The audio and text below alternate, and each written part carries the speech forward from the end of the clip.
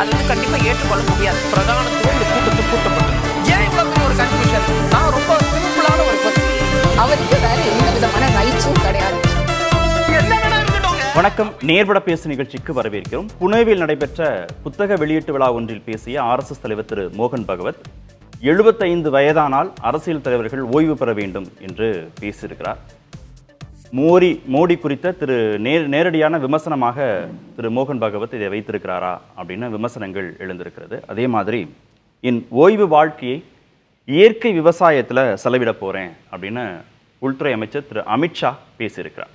இதை வைத்து தான் இன்றைய நேர்பட பேசாமலோடு நம்ம பேச இருக்கிறோம். மோடிக்கு மறைமுக செய்தி சொல்கிறதா RSS அப்படிங்கிற தலைப்பில் மூத்த பத்திரிகையாளர் திரு மணி பங்கேற்றிருக்கிறார். அரசியல் விமர்சகர் திரு ரவீந்திரன் துரைசாமி இணைந்திருக்கிறார். வலதுசாரி கருத்தாளர் திரு நித்யானந்தம் பங்கேற்றிருக்கிறார். பத்திரிகையாளர் திரு அரவிந்த் குணசேகர் இணைந்திருக்கிறார். வணக்கம் விருந்துகள் அனைவருக்கும். திரு மணி, ஏன் மோடிக்கு செய்தி சொல்கிறது RSS? ஏன் இந்த செய்தியை அவர் சொல்கிறார் மோகன் பகவத்? இல்லை, கண்டிப்பாக இது மோடிக்கு சொல்லப்பட்ட செய்தி தான். ஏன்னா வரும் செப்டம்பர் 16-17ஆம் தேதி மோடி அவர்களுக்கு 75 வயது ஆகிறது. அதற்கு 6 நாட்களுக்கு முன்பு செப்டம்பர் 11 இவர் மோகன் பகவத்துக்கு 75 வயது.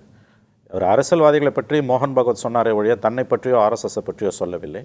RSS பிஜேபி ரெண்டிலுமே ஓய்வு பெறும் வயதுன்னு ஒன்று கிடையாது. ஆக்சுவலாக அவங்களுடைய விதிகளில் கிடையாது. இந்த பேச்சு ஏன் வருதுன்னா, மோடி அவர்கள் பிரதமரான உடனே மார்கதண்டல் மர்ஷல்னு ஒன்று இதை போட்டுட்டு அத்வானி, முரளி மனோகர் ஜோஷி, ஜஸ்வந்த் சிங் அவங்களெல்லாம் அங்கே ஒரு ஸ்டூல் போட்டு ஓரமாக உட்கார வச்சார். அதுலேருந்து வரக்கூடிய சிக்கல் தான் இது. இந்த இஷ்யூவை நம்ம எப்படி பார்க்கணுன்னா, இது உண்மையிலேயே அவங்க மோடிக்கு ஒரு செய்தியாக சொன்னாலும் மோடி 29 வரையில் பதவியில் இருப்பதைத்தான் அவர்கள் விரும்புவார்கள் என்று தான் நான் நினைக்கிறேன். அதற்கு முன்பு அது மாற்றத்துக்கான வாய்ப்புகள் மிக மிக குறைவு. குறைந்தபட்சம் 29க்கு பிறகாவது நீங்க ஓய்வு பெற்றணுங்கிறதுக்காக தயார்படுத்துறாங்களா? இருக்கலாம். இதை ஏன் சொல்றாருன்னு கேட்டிங்கன்னா, இப்போ சொல்றதை பற்றி தான் பார்க்குற ஏன் சொல்றாருன்னா 2 விஷயங்கள் பேசப்படுகிறது. ஒன்று, RSS உடைய கொள்கைகளைத்தான் பிஜேபி அப்படியே செயல்படுத்துகிறது என்பது எல்லோருக்கும் தெரியும். ஆண்டுதோறும் மத்திய அமைச்சர்கள் அனைவரும் பிரதமர் உட்பட ஒரு ப்ராக்ரஸ் ரிப்போர்ட்டை RSSக்கு கொடுக்குறாங்க. ஒரு 3-4 நாட்கள் நடக்கக்கூடிய ஒரு கூட்டம் அது ஆண்டுதோறும் நடக்குது. 11 ஆண்டுகளாக நடந்திருக்கிறது. அவர்களுடைய செயல் திட்டங்களை இன்னமும் வீரியமாக அவர்கள் RSS விரும்பக்கூடிய அளவுக்கு இந்த அரசு செயல்படுத்த வேண்டும், இதுவரை செயல்படுத்தவில்லை என்கின்ற தங்களுடைய அந்த வருத்தத்தை வெளிப்படுத்தவும் அவர்கள் இன்னும் செயல்படுத்த வேண்டும் என்கின்ற அந்த ஒரு கட்டளையாகவும் தான் இதை நாம் இதை பார்க்க வேண்டும். அந்த அஜெண்டாவை நாங்கள் விரும்புகிற அளவுக்கு நீங்கள் செயல்படுத்தணும். ஒன்று. ரெண்டாவது, பிஜேபி லீடர்ஷிப் இப்போ தலைமை, இப்போ JP நட்டா அவர்கள் 2 ஆண்டுகளாக கிட்டத்தட்ட தலைவர் இல்லை உங்களுக்கு. அந்த புதிய தலைவர் தேர்வில் RSSோட ரோல் பெரிய ரோலாக இருக்கும். அதில் தனிப்பட்ட முறையில் மோடி அவர்கள் ஒரு அப்பர் ஹேண்ட் எடுத்துடக்கூடாது என்பதற்கான ஒரு எச்சரிக்கை மணியாகவும் தான் இதை நான் பார்க்கணும். இந்த 2 விஷயங்களை தான் மோகன் பகவத் அவர்களுடைய பேச்சிலிருந்து நான் புரிந்து கொள்கிறேன். ஒன்று, நாங்கள் விரும்புவதை நீங்கள் செய்ய வேண்டும், இதுவரை செய்யவில்லை, இனிமேலாவது செய்ய வேண்டும். ரெண்டாவது, புதிய தலைவர் தேர்வில் நாங்கள் சொல்லுவதற்கு தான் அதிக இடம் முக்கியத்துவம் கொடுக்கும். RSS விரும்புகிறத, RSS நினைக்கிறத, RSSோட சித்தாந்தத்தை எதை செய்யலன்னு நினைக்கிறாங்க மோடி? இல்லை, அது உள்ளுக்குள்ள நிறைய பிரச்சனைகள் ஓடிக்கிட்டு இருக்குது உங்களுக்கு. இப்போ பிரதானமாக 3 கோரிக்கைகள் அவங்க எதற்காக பிஜேபி ஆரம்பிக்கப்பட்டதோ அதில் 2 நிறைவேற்றிட்டாங்க. 370 நீக்கப்பட்டு விட்டது, ராமர் கோயில் கட்டப்பட்டு விட்டது. 3வது பொது சிவில் சட்டம், அது பல மாநிலங்களில் வந்துருச்சு. அதை தாண்டி இன்னமும் சில விஷயங்கள் உள்ள இருக்குது, நிறைய விஷயங்கள் இருக்குது. நம்ம நினைக்கிற மாதிரிலாம் அது கிடையாது உங்களுக்கு. இந்த ஸ்பீச்சை நீங்கள் அப்படியே வெர்பாட்டியமாக எடுத்துக்கணும்னு அவசியமே கிடையாது. ஆனால் இது சொல்லக்கூடிய மறைபொருள் செய்திகள் தான் நம்ம முக்கியமாக கவனிக்க வேண்டியது. உங்களுக்கு தெரியும், 2024 மக்களவைத் தேர்தலின் பொழுது பாஜக தலைவர் நட்டா அவர்கள் நாங்கள் RSSஐ நம்பி இல்லைன்னு ஒரு ஸ்டேட்மெண்ட் கொடுத்தாரு. உங்களுக்கு தெரியும், நாங்கள் வளர்ந்துட்டோம்னு ஒரு பெரிய ஸ்டேட்மெண்ட் கொடுத்தாரு. அது ரொம்ப அன்யூஷுவல். யூஸ்வலாக பிஜேபி 91லேருந்து அவர்களுடைய அந்த வளர்ச்சி காலகட்டத்திலேருந்து ராமர் கோயில், அத்வானி அவர்களுடைய ரத யாத்திரைக்கு பிறகு அவங்களுடைய வளர்ச்சியின் அடிப்படையில் நீங்கள் பார்த்தீங்கன்னா அப்படிப்பட்ட ஒரு வார்த்தை பிஜேபி தலைவர் வாயிலிருந்து வந்ததே கிடையாது. ஏன்னா அது தாய் ஸ்தாபனம், RSS தான் தாய் ஸ்தாபனம். அவங்க தான் தேர்தலில் ஃபுட் சோல்ஜர்ஸ். அதற்கான பலனை அவர்கள் அனுபவித்தார்கள். உத்தரப்பிரதேசத்தில் பெரிய அளவில் தோல்வியை தழுவியதற்கு RSS உடைய ஒத்துழைப்பு இல்லாததும் ஒரு காரணம். அஃப்கோர்ஸ் ஜூன் 4 தேர்தல் முடிவுகளுக்கு பிறகு அவங்க அதை 2 தரப்புமே அதை புரிஞ்சுக்கிட்டு அவங்க ஒன்றிணைந்து செயல்பட்டதால தான் மகாராஷ்டிரா எலெக்ஷனில் ஜெயிக்க முடிஞ்சது. ஸோ அந்த கோர்ஸ் கரெக்ஷன் சொல்லக்கூடியது அங்கே தொடர்ந்து நடந்துக்கிட்டே தான் இருக்குது. அப்போ இந்த பேக்ரவுண்டில் நீங்கள் பார்க்கும்போது இன்னொன்று, இப்போ நல்ல கவனிங்க, நீங்கள் அமித்ஷா அவர்கள் ஓய்வை பற்றி பேசுகிறாரு. இவர் ஓய்வை பற்றி பேச வேண்டிய அவசியமே கிடையாது. அவருக்கு 60 வயது தான் ஆகுது. 60களின் தொடக்கத்தில் தான் இருக்காரு. 64 பார்ன் அவர். 64 செப்டம்பர். Is just 60 completed. அவருக்கு இன்னும் 15 வருஷம் இருக்குது. இதை நீங்கள் ரொம்ப நுட்பமாக கார்த்திகேயன் பார்க்குறதுன்னா அவர் மோடிக்கு இவர்கள் குறி வைக்கிறார்கள் என்றால் அமித்ஷா சொல்வது ஒருவேளை மோடி மாற்றப்பட்டால் நானும் விலகி விடுவேன் என்ற தகவலை தான் அவர் சொல்கிறார். இதுக்கு நடுப்புற வந்து பாஜக புதிய தலைவராக ராஜ்நாத் சிங் வருவார் கன்சென்சஸ் கேண்டிடேட் நடுப்புற ஒரு செய்தி வந்து கசிய விடப்பட்டது. அதை எப்படி பார்க்கிறார்கள்னு கேட்டிங்கன்னா, ஒருவேளை பிரதமர் மாற்றப்பட்டால் அதற்கு வாய்ப்பு மிக மிக குறைவு. 29 வரையில் மோடி தான் தொடர்வார் என்று நான் உறுதியாக நம்புகிறேன். ஒருவேளை அப்படி மாற்றப்பட்டால் ராஜ்நாத் சிங் அந்த ரேஸ்லேருந்து எடுக்கிறதுக்கு தான் பிஜேபி பிரசிடென்ட் அவரை போடுவது என்ற அந்த பேச்சு வந்தது. எப்படி பார்த்தாலும் மோகன் பகவத் அவர்களுடைய பேச்சை வந்து அது வந்து அது ஒரு விதமான எச்சரிக்கை மணி. மோடியை மாற்றுவது அல்ல அவர்களுடைய நோக்கம். ஏன்னா இப்போ இருக்கக்கூடிய மோடி இல்லை அப்படின்னு ஒரு சுச்சுவேஷன்னா ஆர்எஸ்எஸ் யாரை மனசில் வச்சு பேசுது? அமித்ஷா அப்படின்னு யோசிக்குதா அடுத்ததாக, இல்லை யோகின்னு யோசிக்கிறாங்களா, இல்லை வேறு யாரையாவது மனசில் வச்சு? இல்லை, இப்போ இதில் இன்னொரு சைலண்ட் பிளேயர் வந்து யோகி அவர்கள், அதில் எந்த சந்தேகமும் கிடையாது. மோடிக்கு அடுத்தபடியாக அமித்ஷாவா யோகியா என்ற பேச்சு வந்து கொண்டிருக்கிறது. ஆஸ் ஆஃப் நவ் வந்து மோடியோட தலைமைக்கு ஆபத்து இல்லை என்று நான் உறுதியாக நம்புகிறேன். ஏன்னா வந்து இவங்க ஜெயிச்சது வந்து மோடியால தான், பிஜேபியாலன்னு கூட நம்ம சொல்ல முடியும். அப்கி பார் மோடி சர்க்கார் தான் அவங்க திரும்ப திரும்ப சொன்னாங்க. அப்கி பார் பாஜ்பா சர்க்கார்னு சொல்லலை அவங்க. அந்த ஒரு ஆளுமை வந்து நமக்கு பிடிக்குதோ பிடிக்கலையோ, சவுத்தில் நிலைமை வேற, எஸ்பெஷலி தமிழ்நாட்டில், நார்த்தில் வட இந்தியாவில் ஹார்ட்கோர் ஹிந்தி பெல்ட்டில், குஜராத்தில், வெஸ்ட்டில், அதாவது மேற்கு மாநிலமான மகாராஷ்டிரா உள்ளிட்ட இடங்களில் வந்து மோடிக்கு இருக்கக்கூடிய அந்த ஒரு அப்பீல் வந்து இன்னைக்கு பிஜேபியில் எந்த லீடர்ஸ்க்குமே கிடையாது. அது சரி தப்புன்னு நம்ம ஆர்கியூ பண்ணுறது அது வேற விஷயம். As a personality, imposing personality, அது நெகட்டிவா பாசிட்டிவா அது வேற விஷயம். அது வந்து அவங்களுக்கு மிகப்பெரிய அளவில் வெற்றியை தேடி தந்திருக்குது. அவ்வளவு சுலபமா அப்படிப்பட்ட ஒரு லீடரை வந்து அவங்க கைவிட மாட்டாங்க. இது வேற சில அட்ஜஸ்ட்மெண்ட்ஸுக்காக அவர்களுடைய வேற அஜெண்டாவை வந்து நிறைவேற்றுவதற்கு மோடி அரசை, மோடியை வலியுறுத்துவதற்கான ஒரு வேலை. இரண்டாவது, புதிய பிஜேபி லீடர் நாங்கள் சொல்பவராக இருக்க வேண்டும் என்பதுதானே ஒழிய நிச்சயமாக 29 வரையில் பிரதமர் பதவியில் மாற்றம் இருக்காது என்றுதான் நான் கருதுகிறேன். திரு அரவிந்த், ஆர்எஸ்எஸ் மோடி ஷா இந்த இரு தரப்புக்கும் இடையிலான அந்த இடைவெளியின் வெளிப்பாடா திரு மோகன் பகவத் இப்படி பேசியிருக்குது? ஏன் ஆர்எஸ்எஸ் தலைவர் அப்படி கருத்தை சொல்றார்? ஆர்எஸ்எஸ் தலைவரோட கருத்தை நம்ம ரெண்டாக பார்த்துக்கலாங்க. ஒன்று, ஆர்எஸ்எஸ், ஏன்னா அவரும் 75 வயதில் அவரும் இருக்கிறார். மோகன் பகவத்தும் 75 வயதில் இருக்கிறார். எனவே அவர் தனக்கமான ஒரு கருத்தாகவும் அவர் இதை சொல்லியிருக்கிறார். அதனை தாண்டி பாஜகவோட அடுத்த கட்ட பாஜகவோட வளர்ச்சி, கட்சியோட அடுத்த கட்ட செயல்பாடுகளுக்கான ஒரு சிக்னலையும் ஆர்எஸ்எஸ் கொடுத்திருப்பதாக தான் தெரிகிறது. ஏனென்றால் மோடி, அமித்ஷா இருவருடைய முழு கட்டுப்பாட்டில் பாஜக செயல்பாடு இருந்திருந்தால் தற்போது இப்பவே வந்து அடுத்த பாஜக தலைவர் யார் என்பதனை அவர்கள் முடிவெடுத்திருக்கலாம். ஆனால் தற்போது வரை அது நடக்காமல் தொடர்ந்து தள்ளிப்போவது வந்து ஆர்எஸ்எஸ் மற்றும் தற்போதுள்ள பாஜக தேசிய தலைமை மோடி, அமித்ஷா, ஆர்எஸ்எஸ் இருவருக்குமான ஒரு சுமூகமோ அல்லது இரண்டு தரப்புமே ஒருமித்த கருத்தோட இல்லை என்பதுதான் நமக்கு தெளிவாக தெரிகிறது. தற்போது மோகன் பகவத் சொல்லியிருக்கிறது, 75 வயதை தாண்டியவர்கள் அவர்களாகவே விலகிக் கொள்ள வேண்டும், அடுத்த தலைமுறைக்கு வாய்ப்பை வழங்க வேண்டும் என்ப அவர் சொல்லுவது வந்து மோடிக்கான ஒரு சிக்னலும் கூட. ஆனால் நம்ம இதுக்கு முன்னாடி இந்த மாதிரி எந்தெந்த தருணத்தில் 75 வயதை தாண்டினோடனே அப்ரப்டா யாரெல்லாம் நீக்கப்பட்டிருக்கலாம்னு பார்த்தீங்கன்னா, நஜ்மா ஹெப்துல்லா மட்டும்தான். 2017 நினைக்கிறேன் நஜ்மா ஹெப்துல்லா அப்போ மத்திய அமைச்சராக இருந்தபோது 2017 75 வயதை தாண்டி விட்டார் என்பதற்காக அவர் உடனடியாக நீக்கப்பட்டார். அதனைத் தொடர்ந்து கல்ராஜ் மிஸ்ரா, அவரும் 75 வயதை தாண்டி 76வது வயதில் உத்தரப்பிரதேச எலெக்ஷன் முடிஞ்சதுக்கு அப்புறம் தான் அவரை மாற்றினாங்க. எனவே அந்த இரண்டு தருணங்களில் நம்ம 75 வயதுங்கிற ஒரு கேப்பை வந்து பாஜக ரொம்ப ஸ்ட்ரிக்டா இம்ப்ளிமெண்ட் பண்ணிக்காங்க. நஜ்மா ஹெப்துல்லால ரொம்ப ஸ்ட்ரிக்ட், கல்ராஜ் மிஸ்ராக்கு யூபி எலெக்ஷன் முடிஞ்சதுக்கு அப்புறம் மாற்றினாங்க.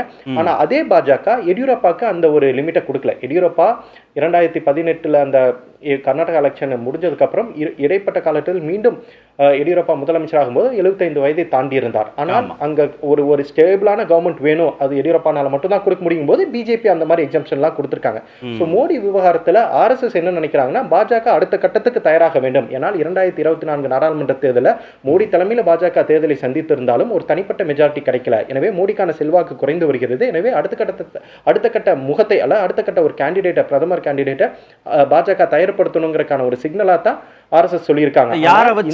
இந்த ஒரு 2024 2029 யார மனசுல வச்சு அதை யோசிக்கல. 2029 அந்த ஆட்சி முடிகிற வரைக்கும் மோடிக்கான ஒரு பெரிய ஆபத்து, மோடியை மாத்துவாங்களாங்கிறதுக்கு அதுக்கான ஒரு தெளிவான பதில் இல்லை. ஆனா யாரை முன்னிறுத்துவாங்க அப்படின்னு கேட்டீங்கன்னா, சிவராஜ் சிங் சௌஹான் ஒரு ஃபார்மிடபிளான ஒரு கேண்டிடேட்டா இருக்கார். இன்றைய தேதியில ஆர்எஸ்எஸோட சப்போர்ட்டும் இருக்கு. அதனை தாண்டியும் ஹிந்தி ஹார்ட்லாண்ட்ல ஒரு நன்மதிப்பை பெற்றவர் ஒன்று.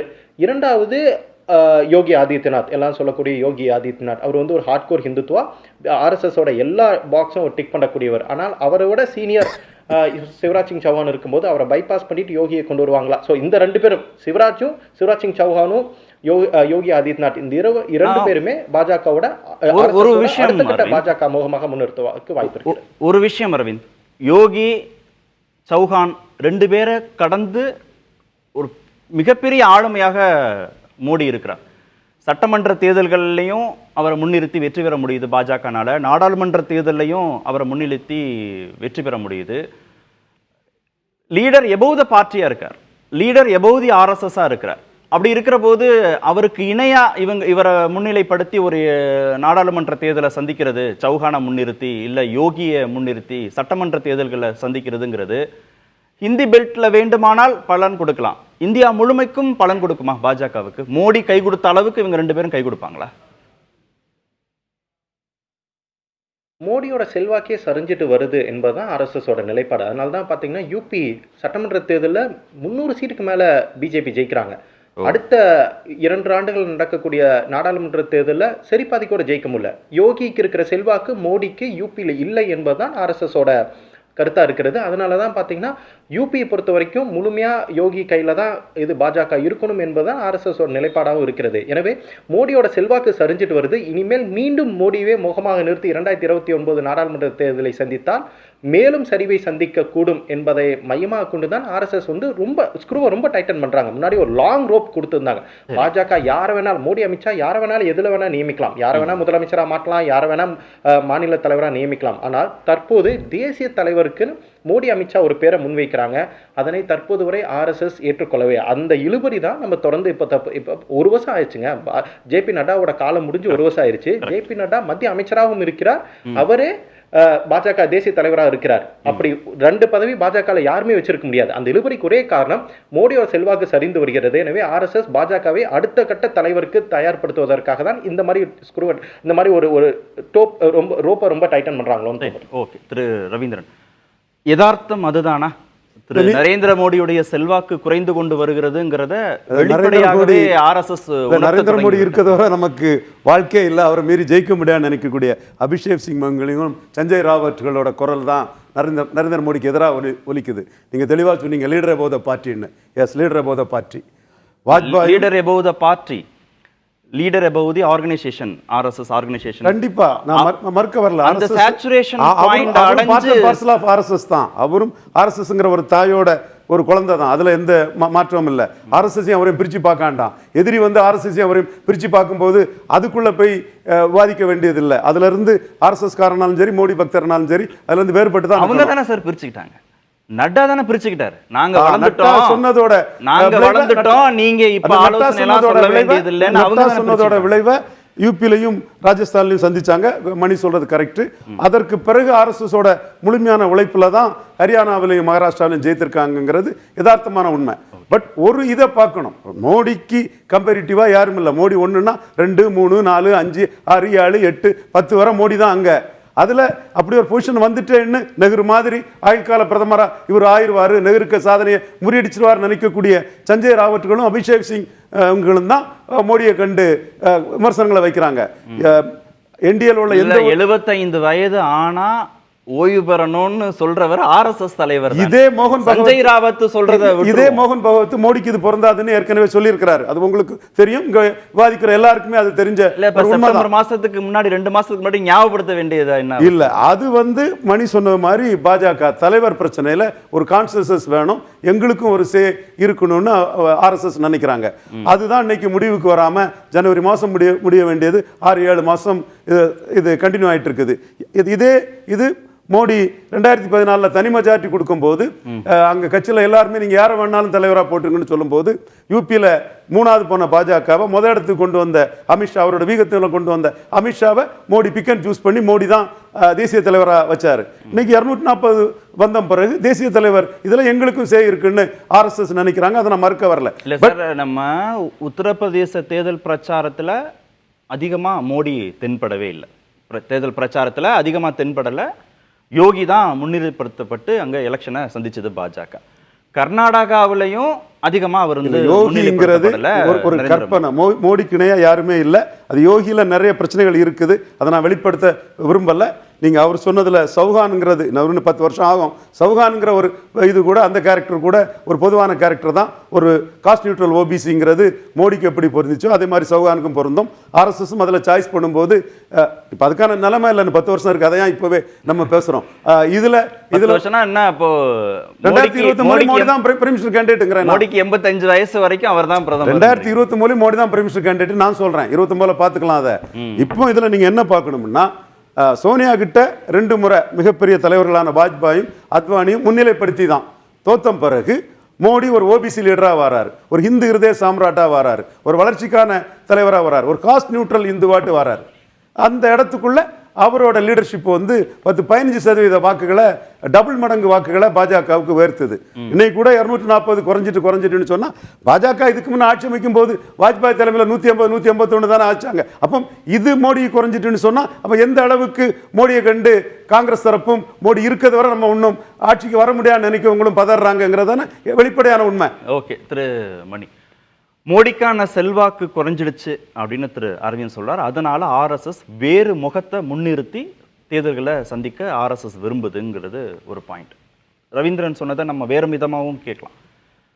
மோடியை முன்னிறுத்தியே 240 தான் பாஜகவுக்கு அப்படின்னா அது 3வது முறைன்னு எது வேணாலும் இருக்கட்டும். ஆனால் அந்த எலெக்ஷனில் 240 தான் அப்படின்னா அப்போ வேற யாரையாவது முன்னிறுத்தினா அதை விட இன்னும் நம்பர் பாஜகவுக்கு குறைய தானே சாத்தியக்கூறுகள் இருக்கு. சந்தேகம் இல்லாமல் இது வந்து 3வது முறை 240 சீட்டுன்றது வந்து ஐ திங்க் இட்ஸ் அச்சீவ்மெண்ட் தான். நம்ம வந்து அந்த பலமுறை இந்த அரங்கில் பேசியிருக்கிறோம். அந்த ரிசல்ட் வந்த அன்னைக்கு கிறிஸ்டோபர் ஜெஃபர்லெட் அடுத்த நாள் ஹிந்துவில் எழுதின கட்டுரை தான். உங்களிடமே பலமுறை நான் சொல்லியிருக்கேன். Power is tilted not shifted. அதிகாரம் வந்து சரிந்திருக்கிறது, இடம்பெயரவில்லை. ஆகவே 2 தேர்தல்களுக்கு பிறகு 3வது தேர்தலில் ஒருவர் வந்து முதல்ல 282, அதுக்கு பிறகு 303, அப்புறம் 240. அது பாஜகவுக்கா, பாஜகவுடைய சித்தாந்தத்துக்காகவா அது அப்படியே ரீடைன் பண்ணி மக்கள் கொடுக்குறாங்க, இல்ல மோடிக்கானது மட்டுமா? டு லார்ஜ் எக்ஸ்டென்ட் மோடி தான். அப்படிதான் வந்து மோடிக்கு தானா? அது முழுவதும் அல்ல. பட் அது அன்றைக்கு வந்து அவங்க மோடி இல்லாம வேற யாராவது நிறுத்தி இருந்தாங்கன்னா இதை விட கீழே போயிருக்கும். இன்னும் நம்பர் குறைஞ்சிருக்கும். அப்படிதான் நான் பாக்குறேன். 2014 மோடி அவர்கள் முதல்ல வரும்போது வந்து அச்சேதின்னு சொல்லி தான் வந்தார். முஸ்லீம் அட்டாக் கிடையாது, பாகிஸ்தான் அட்டாக் கிடையாது, எதுவுமே கிடையாது, வெறும் அச்சேதின் நல்ல நாட்கள் அதுதான் சொல்லி வந்தார். 2019 வந்து உங்களுக்கு வந்து இது வருது, இந்த அட்டாக் ஒன்று காஷ்மீரில் உங்களுக்கு வந்து அந்த தீவிரவாத தாக்குதல் புல்வாமா அட்டாக். 2024 வந்து அக்ரஸிவாக அவர் வந்து உங்கள் தாலியெல்லாம் பறிச்சுட்டு போயிடுவாங்க, மாடு திருடிட்டு போயிடுவாங்கன்ற லெவலுக்கு கீழே இறங்கி போச்சு உங்களுக்கு. இப்போ உங்களுக்கு வந்து ப்ரிசைஸ்லி நீங்கள் கேட்டிங்கன்னா வந்து 3வது முறை ஒரு கவர்மெண்ட், அது ஒரு பார்ட்டி, ஒரு இண்டிவிஜுவல் உங்களுக்கு வந்து 282, 303, 303லேருந்து மறுபடியும் வந்து அது வந்து 240 வருதுன்னா என்னை பொறுத்த வரைக்கும் அது அச்சீவ்மெண்ட் தான். அது ஓகே. அது வந்து மோடியை முன்னிறுத்தாம இருந்திருந்தா இன்னும் கீழே போயிருக்கு. ஓகே. ஆனா 240க்கு வந்துருச்சு இல்ல, அது உண்மை. அவர் அந்த யதார்த்தத்தை அந்த உண்மையை ஆர்எஸ்எஸ் உணர தொடங்கிட்டாங்க. அவர் அரவிந்த் குணசேகரன் சொல்ற ஒரு பார்ட் வந்து உண்மைதான். அதாவது வந்து டிக்ளைனிங்ல தான் இருக்கு. 29 அவங்க மோடியை நிறுத்துவாங்களா, அது இப்ப ரவீந்திரன் துரைசாமி சொல்றதுல இருந்து நான் வேறுபடுறேன். 29 இல்ல அப்படி நான் எடுத்துக்கல. ஏன்னா by 29 you will be 79, 80 touch பண்ணிடுவாரு. அவ்வளவு தூரம் உங்களுக்கு வந்து அதுக்கு அந்த தேர்தலையும் அவங்க மோடியை நிறுத்துவாங்களான்றது வந்து மிக மிக சந்தேகத்துக்குரிய ஒரு விஷயம் தான். இது எல்லாமே வந்து உங்களுக்கு வந்துங்க நிரந்தரம்னு எதுவுமே கிடையாது.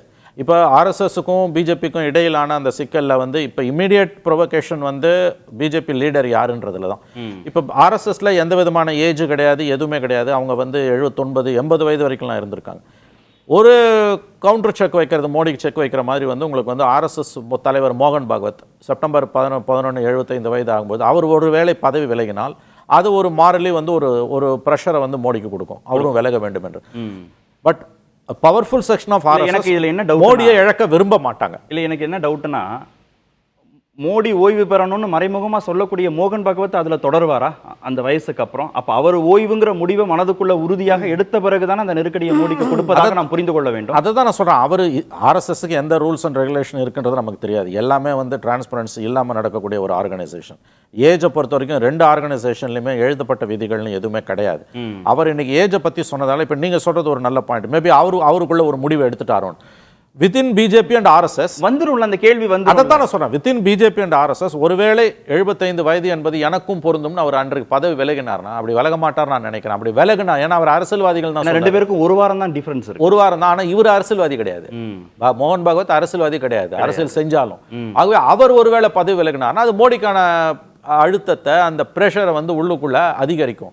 பட் இதுக்கெல்லாம் வாய்ப்பு கார்த்திகேயன் குறையும் தான் நான் நினைக்கிறேன். இது வந்து அதிகபட்சம் ஸ்டாம் இன் டீ கப்புன்னுவாங்க, அவ்வளோதான். இது வந்து 29 வரைக்கும் மோடி அத்தாரிட்டியை இவங்க சேலஞ்ச் பண்ணுறதுக்கு ஆர்எஸ்எஸ்குள்ளேயோ பிஜேபிக்குள்ளேயோ யாரும் விரும்பவில்லை என்பதுதான் என்னுடைய கருத்து. திரு நித்யானந்தம், நேரடியாக சொல்லியிருக்கலாமே மோடிக்கு, ஏன் சுற்றி வளைச்சு ஒரு புத்தக வெளியீட்டு விழாவில் அங்கங்கே விட்டு விட்டா பேசிக்கிட்டே இருக்கிறாரு மோகன் பகவத்? நேரடியாக மோடிக்கே செய்தியை சொல்லிடலாமே. நேர்பட பேசி நேயர்களுக்கு என்னுடைய பணிவான வணக்கத்தினை தெரிவித்துக் கொள்கின்றேன். நாடு முழுவதும் குரு பூஜை கொண்டாடுகின்ற நேரம். நேற்று குரு பௌர்ணமி, இன்றைக்கும் நாளையும் நாடு முழுவதும் குரு பூஜை கொண்டாடுகிறார்கள். ஆர்எஸ்எஸில் காவிக்கொடியே என் குருதேவா காணிக்கையானும் உன்தாளில் என்று அந்த நாளிலே நாம் விரதம் இருக்கிறோம். ஏன் அந்த குரு பூஜை என்று சொல்வது காவிக்கொடியே என்று சொல்லுகிறார்கள் ஆர்எஸ்எஸ்ல? நான் சுருக்கமாக முடிச்சிடுறேன். மோகன் பகவத் பேசுனதுக்கு என்ன காரணம் அப்படிங்கிறத சொல்கிறேன். அதுக்கு இதுக்கு சம்மந்தம் இல்லையே? இல்லை, சம்மந்தம் இருக்குன்னு தான் நான் முன்னாடியே சொல்லிட்டேன், நீங்கள் குறுக்க வருவீங்கன்ட்டு. சரி சரி சரி. ஏன் அதை சொல்லியிருக்கிறார் என்று சொன்னால், டாக்டர் கேசவ பலிராம் ஹெட்கேவார் தோற்றுவித்த குரு என்று அழைக்க தகுதி வாய்ந்த ஒரு ஆர்எஸ்எஸ் இயக்கம் இன்றைக்கு 100 ஆண்டுகளை நெருங்கி கொண்டிருக்கிறது. அந்த ஆர்எஸ்எஸ் இயக்கத்துக்கு குரு என்று யார் கேட்டால் அது காவிக்கொடி என்று கேசவ பலிராம் ஹெட்கேவாரே சொல்லியிருக்கிறார். எனவே காவிக்கொடி தான் குரு. இதனோட மைய கருத்து என்ன என்று சொன்னால், தனி மனித வழிபாடு கூடாது, எந்த மனிதனும் சிரமாக எப்பொழுதும் இருப்பான் என்று யாராலும் அறுதியிட்டு சொல்ல முடியாது என்பதுதான் ஆர்எஸ்எஸ்னுடைய கருத்து. அந்த கருத்தின் அடிப்படையிலே தான் காவியை வைத்திருக்கிறார்கள். தலைவன் மாறுவார், தர்பார் மாறும், தத்துவம் மட்டுமே அட்சய பாத்திரம்னு கண்ணதாசன் சொன்ன மாதிரி அதானே. அதனால சித்தாந்தம் தான் பெருசு, சித்தாந்தம் தான் பெரிது, தனி மனிதர் உயர்வானவர் இல்லை, பெரிதல்ல. இதை ஆர்எஸ்எஸ் மிக தெளிவாக சொல்லுகிறது. அப்ப மோடி வந்து பாஜகவை கடந்து ஆர்எஸ்எஸ் கடந்து வளர்ந்துட்டாருன்றது ஒரு நெருடலா இருக்கு ஆர்எஸ்எஸ்க்கு. அப்படியெல்லாம் ஒன்றும் நெருடலும் இல்லை, ஒன்றும் இல்லை. அது நம்மளா ஏற்படுத்து கட்டமைக்க பார்க்குறோம், ஒரு நெருடலும் இல்லை. அப்ப இவ்வளவு விளக்கம் அப்புறம் எதுக்கு? இதுங்க இந்த விளக்கம் வந்து நீங்க சொல்ல அனுமதிங்க. இது ஆர்எஸ்எஸ் சித்தாந்தம். நான் இப்ப சொன்னது ஆர்எஸ்எஸ் சித்தாந்தம். Correct correct. சித்தாந்தம் தான், காவி கொடி தான். ஆனால் ஒரு கேப்டன் ஆஃப் த ஷிப்னு ஒருத்தர் வேணும்ல, இந்த சித்தாந்தத்தை வலிமையோடு கொண்டு போய் சேர்ப்பதற்கு, காவி கொடியை தூக்கிட்டு போகிறதுக்கு ஒரு வலிமையான ஒரு நபர் அங்கே வேணும்ல. அது ஆர்எஸ்எஸ் கட்டமைப்பு தயாராகத்தான் இருந்து கொண்டிருக்கிறது. மோடியெல்லாம் அதிலிருந்து பிறந்து வந்தவர்கள் தான். சரி, அதிலிருந்து தவிழ்ந்து வந்து படித்து வந்தவர்கள் தான். அந்த பல்கலைக்கழகத்தில் மோகன் பகவத் சொன்னது மோடிக்கு தான். இல்லை இல்லை, மோடிக்கு நம்ம குறிப்பிடவே இல்லைங்க. நீங்களா என் வாயிலிருந்து வார்த்தைகளை எடுக்கிறீங்களே. நித்யானந்தம் உள்பட அந்த பல்கலைக்கழகத்திலே பயின்று வந்தவர்கள் தான். நாங்கள் பெருமைப்படுகிறோம். இப்ப யாருக்கு சொல்றாரு? பகவத் அவர்கள் 5 ஆண்டுகளுக்கு முன்னால் குறிப்பாக ஒரு விழாவிலே பேசுகின்ற பொழுது, 75 ஆண்டுகளுக்கு பின்னால் அரசியல் தலைவராக இருக்கக்கூடியவர்கள் ஒதுங்கிக் கொண்டு இளைய தலைமுறைக்கு நாம் வரவேற்பு கொடுக்க வேண்டும், அவர்களுக்கு இடம் கொடுக்க வேண்டும் என்று சொன்னார்கள். சொல்லுகின்ற அதே மூச்சிலே அந்த சொற்றொடரை முடிக்காமலேயே, சென்டென்ஸை கம்ப்ளீட் பண்ணல, அமித்ஷாவும் மோடியும் எக்ஸப்ஷன்ஸ் அப்படிங்கிறார், விதிவிலக்கு அப்படின்னு இப்ப சொல்லல, இப்ப அதை சொல்லல, இப்ப அந்த சப்கிளாஸ் இப்ப சொல். அதனால அவர்கள் வந்து விதிவிலக்குன்னு சொன்னார். என்ன அப்படின்னா, ஆர்எஸ்எஸ் மிக தெளிவாக சமுதாயத்தை உணர்ந்திருக்கிறது. அரசியலிலே ஆர்எஸ்எஸ் போன்று தனி மனிதர் முக்கியமல்ல என்று சொல்லி யாரை வேண்டுமானாலும் நிறுத்தலாம் என்று சொன்னால் அரசியலிலே என்ன பலன் கிடைக்கும் என்பதை அறிந்தவர்கள் ஆர்எஸ்எஸ். வாக்குகளை சேர்க்கக்கூடிய, வாக்குகளை பெறக்கூடிய தன்மை உள்ள தலைவர்கள் முகம் கிடைக்குமானால் அந்த முகத்தை பயன்படுத்துவதுதான் அரசியலிலே வழக்கமாக இருக்கிறது. அது ஒரு நல்ல சுயம் சேவகனுடைய முகத்தை காட்டுவதில் எந்த குறையும் இல்லை என்று ஆர்எஸ்எஸ் உணர்கிறது. இல்ல இப்ப முகம் தேவைன்னு நம்புதா ஆர்எஸ்எஸ்? கண்டிப்பா. அதனால்தான் மோடின்னு சொல்லல. ஆர்எஸ்எஸ் மோடி மேல என்ன பயம்? ஆர்எஸ்எஸ் கவர்னர் பதவி கேக்குதா, மந்திரி பதவி கேக்குதா? இல்ல யோகிய மனசுல வச்சுக்கிட்டோ, அவசியம் இல்ல. யோகியா அடுத்த பிரதமர் ஆக்குங்க அப்படி ஏதாவது பேசுறாரா மோகன்? யோகியா அடுத்த பிரதமர் ஆக்குங்கன்னு அவர் நேரடியா சொல்லிட்டு வரேன். இளைஞர் வேறு 5 முறை பாராளுமன்றத்தில் இவங்க 2 பேரும் ஒத்துக்கல. மோடியும் ஷாவும் யோகியை தான் அக்செப்ட் பண்ணவே இல்லையே. அது நீங்க எப்படி சொல்றீங்க? மோகன் பகவத் சொன்னாரா? தெரியுது இல்ல, அவங்களுடைய நடவடிக்கைகள்லயே தெரியுது இல்ல, அவங்க பிரச்சாரத்துக்கு போறதுல தொடங்கி. இப்போ இல்ல எல்லாமே மோகன் பாகவத் சொன்னாதான் புரிஞ்சுக்கணும்னு இல்ல. அவங்க மோடிய திரு நரேந்திர மோடியும் அமித்ஷாவும் எப்படி நடத்துறாங்க, அவருக்கான முக்கியத்துவத்தை எப்படி கொடுக்கறாங்கங்கறத வச்சு நம்மளால புரிஞ்சுக்க முடியுதுல. அவங்க அக்செப்டன்ஸ்க்கு வரல. புரிதல் வேறுபடுங்க. உங்களுக்கு அப்படி புரியுது, ஆர்எஸ்எஸ்ல பயின்ற எனக்கு அப்படி புரியலையே. உங்களுக்கு புரியாது இல்ல? ஆமா, உங்களுக்கு புரிஞ்சிட கூடாது இல்ல? புரியக்கூடாது. ஆமா, ஏனென்றால் இது ஒரு கூட்டு குடும்பம். இந்த கூட்டு குடும்பத்தில் அரசியல் இருந்தாலும் கூட பல்வேறு ஸ்தாபனங்கள் ஆர்எஸ்எஸ் கிளைகள் இருக்கின்றன. அதுக்கு நாம் குடும்ப உறுப்பினர்கள் என்று சொல்கிறோம். அதுக்கு என்ன சொல்றோம்னு சொன்னா, நம்ம ஆர்எஸ்எஸ்ல சொல்ற போது ஆர்எஸ்எஸ் அங்கங்களாக சொல்லுகிறோம். விவித கஷேத்திரம் என்று சொல்கிறோம். அதாவது பல்வேறு கஷேத்திர இடங்கள் என்று சொல்கிறோம். ஒரு செகண்ட் மட்டும் நான் சார்ட்ட போயிட்டு வரேன். நீங்க சொன்னதுல ஒரு கிளாரிபிகேஷன் மட்டும் வேணும் திருமணி. பர்சனாலிட்டி கல்ட் வேணுமா ஒரு சித்தாந்தத்தை எடுத்துட்டு போறதுக்கு அப்படின்னா வேணும்ன்றதுல ஆர்எஸ்எஸ்க்கு நம்பிக்கை இருக்கு. அவங்க தான் எடுத்துட்டு போகணுன்றதுல. ஆனா அது மோடியா மட்டுமே இருந்துடக்கூடாதுங்கிறதும் கொஞ்சம் கவனமா இருக்கிறாங்களோ? அப்படிதான் சார் பேசுறதுன்னு நம்ம புரிஞ்சுக்கணும். 100% பர்சனாலிட்டி கல்ட்டை ஆர்எஸ்எஸ் என்றைக்குமே ஆதரித்ததில்லை என்பது ஒரு பரவலான புரிதல். ஆனா இந்தியா மாதிரியான ஒரு நாட்டில் ஒரு கட்டத்தில் அது தேவைப்படுதுன்னு போது எலக்ட்ரல் வெற்றிக்காக, தேர்தல் வெற்றிக்காக அவர்கள் பர்சனாலிட்டி கல்ட்டை, தனிமனித ஆளுமையை ஆதரிக்கிறார்கள். 3 தேர்தல்களை வெற்றி வந்திருக்குதுன்னா அதுக்கு பர்சனாலிட்டி கல்ட்டும் மோடி என்ற அந்த ஒரு ஆளுமையும் அது பிம்பம்னு சொன்னாலும் அது ஒரு முக்கிய காரணம். ஆனா அது தொடர்ந்து டிவிடெண்ட் கொடுக்காது. ஒரு பொன்முட்டையிடுற வாத்து தொடர்ந்து பொன்முட்டை இடாது. 3 தேர்தல் முடிவுல சொல்றது 240ன்றது ஒரு இண்டிகேட்டர். 29ல இதை மட்டும் வச்சுக்கிட்டு இருக்க முடியாது. ஆல்டர்னேட்டிவ்ஸ் அவங்க தேட ஆரம்பிச்சிருக்காங்க. அதனால பர்சனாலிட்டி கல்ட்டை ஆர்எஸ்எஸ் முழுவதும் ஏற்றுக்கொள்ளாதுன்னு சொன்னாலும் மோடி விஷயத்துல அதுக்கு ஒரு விதிவிலக்கு வந்திருக்குது. அடுத்து அதற்கு இணையா ஒன்று கிடைக்கிற வரைக்கும் அவங்க மோடியை வச்சிருப்பாங்க. ஒரு ஆல்டர்னேட்டிவ் அமித்ஷா அந்த லிஸ்ட்ல இருக்காரா? ஆர்எஸ்எஸ் ஒரு லிஸ்ட்ல இருக்கிறாரா? அமித்ஷா சொல்ற இந்த ஸ்டேட்மெண்ட் இருக்குல்ல, என் ஓய்வு வாழ்க்கையை நான் இயற்கை விவசாயத்தில் செலவிட போறேன், அந்த 2 டாட்டும் ஏதாவது கனெக்ட் பண்ணல? நான் அதை எப்படி பார்க்கறேன்னா, ஓய்வை பற்றி என்று பேச வேண்டிய அவசியமே அமித்ஷா அவர்களுக்கு கிடையாது. இன்னும் 15 ஆண்டுகள் இருக்குது. அவருக்கு 60 வயது தான் ஆகியிருக்கு. அவர் இப்போ இதை ஏன் பேசுறாருன்னா, அவர் மோடிக்கு தான் அவர் விசுவாசிய ஒழிய ஆர்எஸ்எஸ்க்கோ பிஜேபிக்கோ கிடையாது. மோடி ஒருவேளை மாற்றப்பட்டால் தானும் விலகி விடுவேன். ஒரே நேரத்தில் 2 பேர் அரசியல் அதிகாரத்திலிருந்து விலகினால் அந்த நிலைமையை சமாளிப்பது என்பது அவர்களுக்கு ஆர்எஸ்எஸ்க்கு மிகவும் கடினம். அமித்ஷான ஒரு சூழல் ஆர்எஸ்எஸ் விரும்புது இல்ல ஏத்துக்குதுன்னு அந்த அக்செப்டன்ஸ்க்கு அது இல்லைன்ற நான் அந்த ரேஸ்ல அமித்ஷா பின்தங்கி இருக்கிறார் என்பதுதான் தன்னுடைய ஓய்வை பற்றி அமித்ஷா பேசுவதற்கான அர்த்தம் என்று நான் புரிந்து கொள்கிறேன். அவர் ஒரு செக் வைக்கிறார். ஒருவேளை மோடியை மாத்தினீங்கன்னா நானும் வெளியில போயிடுவேன். 2 பேர் வெளியில போனாங்கன்னா அந்த வேக்யூம் ஆர்எஸ்எஸ்ஸால தாங்க முடியாது. பிடிக்குதோ பிடிக்கலையோ இந்த 11 ஆண்டுகளாக நாட்டில் நடந்து கொண்டிருக்கக்கூடிய சம்பவங்களை வைத்து பார்க்கும்பொழுது, ஆகவே இது பர்சனாலிட்டி கல்ட்டை பத்தி பேசும்போது அவர் நித்யானந்தம் அவர்கள் ஒரு பாதி உண்மை சொல்றார், ஒரு பாதி மறுக்கிறார். இது மோடிக்கானது அல்ல என்று சொல்வது அவர் தன்னைத்தானே ஏமாற்றிக் கொள்கிறார் தான் நான் பார்க்கிறேன். நீங்க அரசியல்ல நம்ம ஆர்எஸ்எஸ் பல்கலைக்கழகத்தில் பயிற்சி பெற்றவர்கள் இல்ல, நானாஜி தேஷ்முக் 77ல் இருந்தார். ஜனதா கட்சியினுடைய தலைவராக, பெரிய தலைவராக இருந்தார். 60 வயது ஆனவுடனே அரசியலை விட்டு ஒதுங்கிவிட்டு ஒரு கிராமத்தை தத்தெடுத்து குடித்தண்ணீரிலிருந்து மின்சாரத்திலிருந்து இந்த கிராமமே தன்னை தயார் செய்து கொள்ள வேண்டும், அரசை நம்பக்கூடாது என்ற அளவிலே அந்த மக்களுக்கு தன்னம்பிக்கையை ஊட்டி அதை செய்து காட்டியவர். மோடியா போகணும்னு எதிர்பார்க்குறீங்க? இல்லை, நான் உங்களுக்கு சொல்கிறேன், 60 வயசில் இன்றைக்கு அமித்ஷா எனக்கு உபனிஷத்துகள் படிக்க வேண்டும் நிறைய சொல்றீங்க. நான் இப்படியா இருக்குமோ அப்படியா இருக்குமோன்னு கேட்டா நீங்களா அப்படி புரிஞ்சுக்கிறீங்கன்னு சொல்றீங்க. உங்களுடைய கட்டமைப்புல இத உள்ள கொண்டு வரலாம்னு பாக்குறீங்க. இப்ப 60 வயதுல ஒருத்தர் போயிட்டாரு, அப்படி இருந்தா சமூக சேவை பண்றாருன்னா 75 வயது வரைக்கும் போகாம புடிச்சிட்டு இருக்காரு மோடி. அதை நாங்க மறைமுகமா சொல்லி பார்க்கிறோம் அர்த்தம். பாஜகவில் சட்டத்திட்டங்களிலே இத்தனை வயது வரை தான் அரசியல் இருக்க வேண்டும், மந்திரியா இருக்க வேண்டும் என்று நிச்சயமாக கிடையாது. அப்புறம் ஏன் அத்வானி போனாரு, முரளி மனோகர் ஜோஷி போனாரு? அதுதான் இப்ப நான் சொல்ல வரேன். டாக்டர் ஜி தன்னுடைய இறுதி மூச்சு வரை ஆர்எஸ்எஸ் தலைவராக இருந்தார்கள். குருஜி அப்படித்தான் தலைவராக இருந்தார்கள். அடுத்து வந்த பாலாசாஹேப் தேவராஜ் 78வது வயதிலே தனக்கு உடல்நலக் கோளாறு, என்னால் இயங்க முடியவில்லை என்று சொல்லி தாமாக விலகி சென்றார். அதற்கு பின்னால் சுதர்சன் ஜி வந்தார், அவருக்கும் உடம்பு சரியில்லாமல் போனது. இப்படி தொடர்ந்து ஆர்எஸ்எஸ்னுடைய தலைவர்களாக இருக்கக்கூடியவர்கள் கடைசி வரை இருக்கலாம், ஆனாலும் கூட உடல் ஒத்துழைக்கவில்லை என்று சொன்னால், அவர் எனக்கு உடம்பு நல்லா இருக்கு, நான் இன்னும் ஒரு 10 வருஷம் இருக்கேன் அப்படின்னு மோடி சொன்னா விட்டுருவீங்கல்ல? விடுறது யாருங்க? மக்கள் தேர்ந்தெடுத்தா அவர் தான். இது ஆர்எஸ்எஸ். மோகன் பகவத் தானே பேசுறா. இப்ப மக்கள் மோடியை நாங்க ஏத்துக்க மாட்டோம்னா தேர்தல்ல தானே சொல்லுவாங்க. இந்த மாதிரி பொதுக்கூட்டங்கள்ல புத்தக வெளியீட்டு விழால போய் பேசுவாங்க. மோகன் பாகவத் அவர்கள் அகில இந்திய ஆர்எஸ்எஸ் தலைவர். அவர் மிக தெளிவாக ஏற்கனவே சொன்னதைத்தான் மீண்டும் மீண்டும் சொல்லுகிறேன். மோடி அவர்கள் விதிவிலக்கு. இந்த முறை அதை சொல்லல. ஏனென்றால் இந்த முறை அந்த விதிவிலக்க சொல்லல. கேளுங்க, இந்த முறை சொல்லலைங்க, ஆனால் மோடிக்கு தான் சொல்றேன்னு சொல்லல. இது புரிஞ்சுக்கணும் நீங்க. சரி, அப்ப யாருக்கு சொல்றாரு? மோடிக்கு சொல்லல. திரைப்பட நீங்க வந்து சார், அப்ப மோடிக்கு சொல்லல.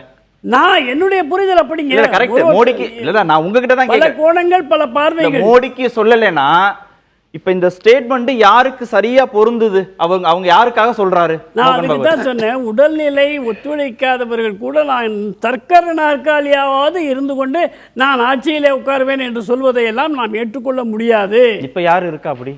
யாராவது அப்படி இருந்தாலும் யாராவது டெல்லியில் இருப்பாங்க, நமக்கு தெரியாது. வயதாகி கூட இருக்கலாம். அப்படி வயதாகி தள்ளாமை பேர் இல்லையா அவங்களுக்கு? இல்லைங்க, அது எனக்கு தெரியாது. அரசியல் தலைவர்கள், முதல்வர்கள் இப்படிலாம் இருக்கிறவங்க யாருக்கு பேர் இல்லை? இந்தியா முழுக்க எப்படிப்பட்ட தலைவர்கள்லாம் இருந்து கொண்டிருக்கிறார்கள் என்பதெல்லாம் என்னால் எப்படி கணிக்க முடியும்? என்னுடைய கருத்து இதுதான். அதனால இப்போ நீங்க வெளிநாட்டு படப்பிடிப்புக்கு போறோம்.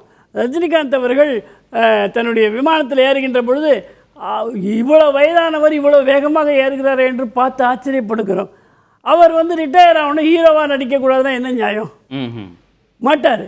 ஏன்னா அவருக்கு அந்த எனர்ஜி இருக்கு, அந்த நடிப்பதற்கான அத்தனை சக்தியும் அவருக்கு இருக்குது. அது இல்லாமல் போனால் ஒன்றும் செய்ய முடியாது.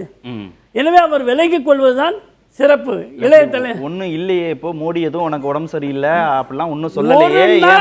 இந்த 15 ஆண்டுகள்ல ஒரு நாள் அவர் மருத்துவமனைக்கு சென்றதாகவோ மருந்து சாப்பிட்டதாகவோ விடுப்பு எடுத்ததாகவோ வரலாற்றில் இந்த 15 வருஷத்துல கிடையாது. அந்த அளவுக்கு ஒரு இளமை ததும்ப இதெல்லாம் நான் கேட்க வேண்டிய கேள்வி. இதெல்லாம் ஏன் தரப்புல இருந்து அவர் ஒரு நாள் கூட ஓய்வெடுக்கலையே, 3 மணி நேரம் தானே தூங்குறாரு, பல நாடுகளுக்கு போறாரு, அவரை ஏன் ஓய்வெடுக்க சொல்றார் மோகன் பகவத்னு நான் கேட்க வேண்டியது. சொல்லவே இல்லை நான் சொல்றேன். திரு அரவிந்த், மோகன் பகவத் மனசுல வச்சு சொன்னது மோடிக்கு இல்லைன்னு திரு நித்யானந்தம் சொல்றாரு. ஒரு பொதுவான இந்திய அரசியல்வாதிகளுக்கான கருத்து அப்படின்னு அவர் சொல்றாரு. அது பொதுவான இந்திய அரசியல்வாதிகளுக்கான கருத்தாக ஆர்எஸ்எஸ் தலைவர் சொல்லியிருந்தாலும் இந்த கருத்து யார் நடைமுறைப்படுத்தி இருக்காங்க, எந்த கட்சி நடைமுறைப்படுத்தி இருக்கிற, வேற எந்த கட்சியுமே இந்த ஒரு 75 வயதுக்கு மேற்பட்டவர்கள் பொறுப்பில் இருக்கக்கூடாது என்பதனை நடைமுறைப்படுத்திய ஒரே கட்சி பாஜக மட்டும்தான். எனவே அவர் சொல்வது பாஜகவுக்கு தான் பொருந்தும். ஏன்னா இதே கண்டிஷன்ல தான் மார்கதர்ஸ் மண்டல்னு சொல்லி ஒரு அமைப்பு உருவாக்கி அத்வானியிலேருந்து முரளி மனோகர் ஜோஷி வரைக்கும் எல்லாத்தையும் அந்த அமைப்பில் உட்கார வச்சாங்க. நான் முன்பே சொன்னது போல 2017 நஜ்மா ஹெப்துல்லாவை ரிசைன் பண்ண சொன்னது ஒரே காரணம் தான், அவங்க 75 வயதை தாண்டி விட்டார் என்பதற்காக. அதனைத் தொடர்ந்து யூபி எலெக்ஷன் முடிஞ்சோன்னு கல்ராஜ் மிஸ்ராக்கும் அதே தான் சொன்னாங்க. எனவே இந்த சித்தாந்தம் ஆர்எஸ்எஸ் சொல்லக்கூடிய சித்தாந்தத்திலும் இந்த கோட்பாடு, இந்த 75 வயதுக்கு மேற்பட்டவர்கள் இருக்கக்கூடாது என்பதனை ஒரு ஃபாலோ பண்ணிட்டு வந்து பிரின்சிபல் ஃபாலோ பண்ணிட்டு வந்த கட்சி பாஜக. எனவே ஆர்எஸ்எஸ் தலைவர் சொல்வது பாஜகவுக்கு தான். பாஜகவில் யார் தற்போது 75 வயதை நெருங்க இருக்கிறார்கள், 75 வயதில் யார் இருக்கிறார்கள், யார் அந்த உயர்ந்த பதவியில் இருக்கிறார்கள்? மோடி தான். எனவே இது ஒரு சட்லா இந்த மெசேஜ் சொன்னாலும் இது மோடிக்கான மெசேஜ் தான். ஆனால் மனிஷா சொன்ன மாதிரி தான் 2029க்கு முன்பாக மோடியை மாற்றுவார்களா என்றால் அதுக்கான வாய்ப்பே கிடையாது. 2029 வரை மோடி தான் பிரதமர். ஆனால் 2029 நாடாளுமன்ற தேர்தலில் கட்சியை மீண்டும் மோடியின் முகத்தை வைத்து தேர்தலை சந்திப்பதா, மோடியை தலைமையாக கொண்டு தேர்தலை சந்திப்பதா, அல்லது கட்சியை அடுத்த கட்டத்துக்கு தயார்படுத்துவதா என்ற கேள்விதான் இருக்கிறது. அதுக்கு தான் இவர் என்ன சொல்றாருன்னா 75 வயதில் இருப்பவர்கள் தானாக விலகிக் கொள்ள வேண்டும், அடுத்த தலைமுறைக்கு அல்லது அடுத்தவர்களுக்கு வாய்ப்பளிக்க வேண்டும் என்ற அந்த இரண்டாவது மெசேஜும் 2 மெசேஜா, ஒன்று பாஜக அடுத்த தலைவர் யார் என்பதற்கான ஒரு மெசேஜும் கூட 2029 மோடி தலைவராக மோடி தலைமையிலே மீண்டும் தேர்தலை சந்திப்பதற்கு ஆர்எஸ்எஸ் விருப்பமில்லை என்பதுதான் மிகவும் தெளிவாக தெரிகிறது. திரு மணி, 2029 நாடாளுமன்ற தேர்தலில் ஒரு புதிய முகத்தை முன்வைத்து எலெக்ஷனை சந்திக்க விரும்புது ஆர்எஸ்எஸ் அப்படின்னா, திடீர்னு ஒரு புதிய முகத்தை முன்னிறுத்தி அந்த எலெக்ஷனை சந்திக்க முடியுமா? அக்செப்டன்ஸ் மக்கள்கிட்ட வருமா? ஒருவேளை மாற்றுவதாக இருந்தால் தேர்தலுக்கு ஓரிரு ஆண்டுகளுக்கு முன்பே கொண்டு வந்து அவருடைய செயல்பாடுகள் மூலமாக ஒரு திருப்தியை ஏற்படுத்தி அதற்கப்புறம் தானே அந்த எலெக்ஷனை சந்திப்பது அவங்களுக்கு சரியா இருக்கும். அப்போ மோடி எப்படி மாற்றப்படுவதற்கான வாய்ப்புகள் இருக்கு? இல்லை, 4 ஆண்டுகள் இருக்குல்ல. 27 உத்தரப்பிரதேச தேர்தல் இருக்கு. யூபி ரிசல்ட்டை பொறுத்தது இந்த விஷயம். யூபியில் 27 யோகி மறுபடியும் 3வது முறை கணிசமான ஒரு மெஜாரிட்டியிலையோ அல்லது ஒரு சிம்பிள் மெஜாரிட்டிலையோ ஜெயிச்சிட்டார்னா இந்த ப்ராசஸ் இன்னும் அதிகமாக உங்களுக்கு ஸ்ட்ரென்தன் ஆகும்.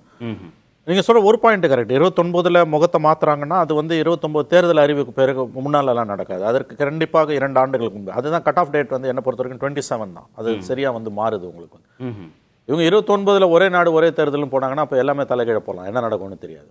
அந்த ஒரே நாடு ஒரே தேர்தல் கான்செப்டை தள்ளி வச்சுட்டு 29ல் பிஎம் கேண்டிடேட்டை மாத்துறாங்கன்னா அது 27 தேர்தலை பொறுத்த விஷயம்.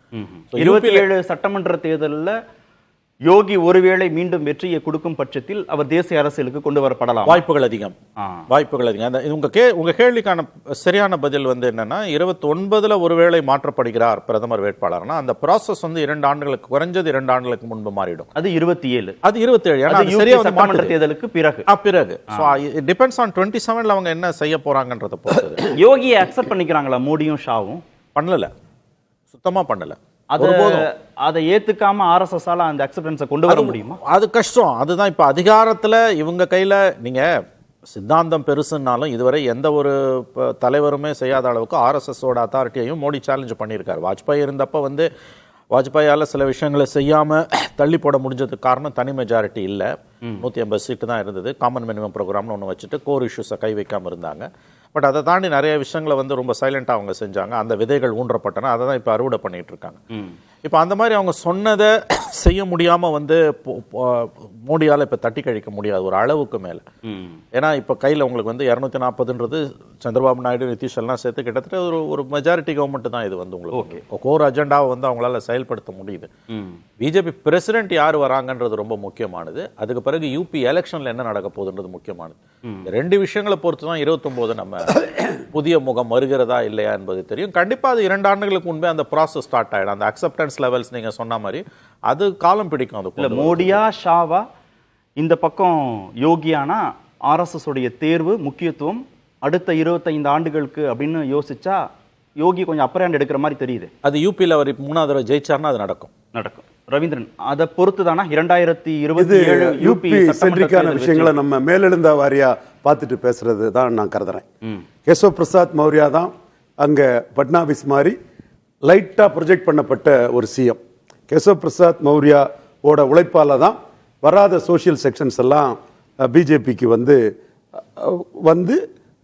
3வது இடத்துக்கு போன கட்சி முதல் இடத்துக்கு வந்தது.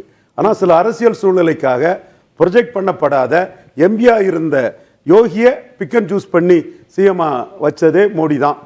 ஏன்னா கேசவ் பிரசாத் மௌர்யாவுக்கு தான் சட்டப்படி கொடுத்துருக்கணும். எப்படி பட்னாவிஸுக்கு மகாராஷ்டிராவில் கொடுத்ததோ அதே மாதிரி கேசவ் பிரசாத் மௌர்யா தான் தகுதியான தலைவர். அவர் தான் வாக்கு வலிமையை கொண்டு வந்தார்.